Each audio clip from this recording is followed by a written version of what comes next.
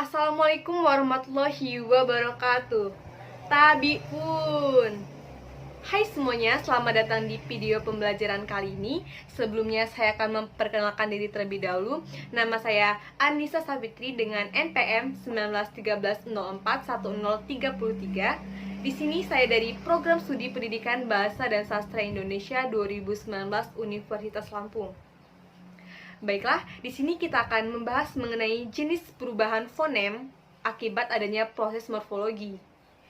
Di sini saya mengutip dari sumber menurut Hayer pada tahun 2008 di halaman 43 yang mengatakan bahwa dalam bahasa Indonesia ada beberapa jenis perubahan fonem yang berkenaan dengan proses morfologi. Di antaranya, yang pertama ada pemunculan fonem, yang kedua ada pelesapan fonem, yang ketiga ada peluluhan fonem, yang keempat ada perubahan fonem, dan yang terakhir ada pergeseran fonem.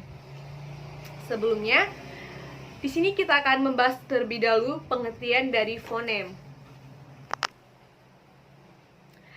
Fonem adalah satuan bunyi terkecil yang dapat membedakan satu makna atau makna dengannya. Yang pertama yang kita akan bahas adalah pemunculan fonem. Pemunculan fonem adalah fonem yang muncul dalam proses morfologi yang mulanya tidak ada menjadi ada.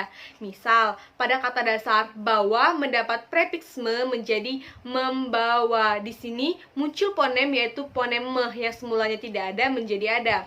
Pada contoh kalimatnya, pemimpin yang baru Unila akan membawa Unila dalam visinya yaitu menuju peringkat 10 perguruan tinggi 2025. Itu adalah salah satu contoh dari penjelasan pemunculan fonem. Yang kedua yaitu pelesapan fonem. Pelesapan fonem yakni hilangnya fonem dalam proses morfologi. Misal, pada kata dasar revolusi mendapat prefiks ber. Di sini terdapat fonem r sebanyak 2. Namun di sini fonem r mengalami pelesapan di salah satu fonemnya yang menjadi berevolusi, bukan berevolusi. Nah, pada contoh kalimatnya, hewan dapat berevolusi menyesuaikan ekosistemnya. Yang ketiga, peluluhan fonem. Peluluhan fonem adalah luluhnya sebuah fonem serta disenyawakan dengan fonem yang lain dalam suatu proses morfologi. Misal, pada kata dasar siap mendapat prefiks me berubah menjadi menyiapkan. Di sini terdapat peluluhan fonem yang digantikan atau disenyawakan dengan fonemnya sehingga berubah menjadi menyiapkan, bukan mensiapkan. Nah, pada contoh kalimatnya yaitu para wakil rektor menyiapkan program-program unggulan. Jenis perubahan fonem yang keempat adalah perubahan fonem.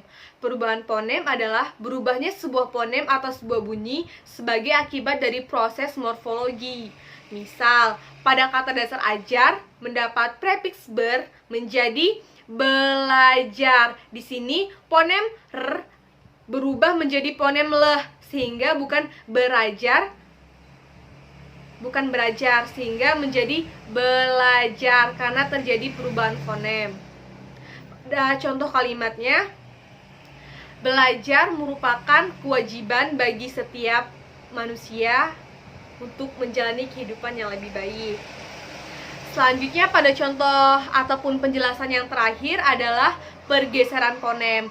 Jadi, pergeseran fonem adalah berubahnya fonem dari satu suku kata ke suku kata lain. Biasanya perubahan ini terjadi karena adanya kata dasar yang berakhiran dengan huruf konsonan ditambah dengan prefiks an ataupun akhiran an. Misal, pada kata penghasil diberi dengan sufiks an menjadi penghasilan, yang awalnya fonemnya berupa penghasil menjadi penghasilan. Nah, pada contoh kalimatnya, penghasilan Unila hanya dari uang kuliah tunggal dan memanfaatkan aset yang ada. Oke, itulah penjelasan dari saya mengenai jenis perubahan fonem menurut Hayer pada tahun 2008 halaman 43. Semoga bermanfaat. Sampai jumpa lagi. Dadah.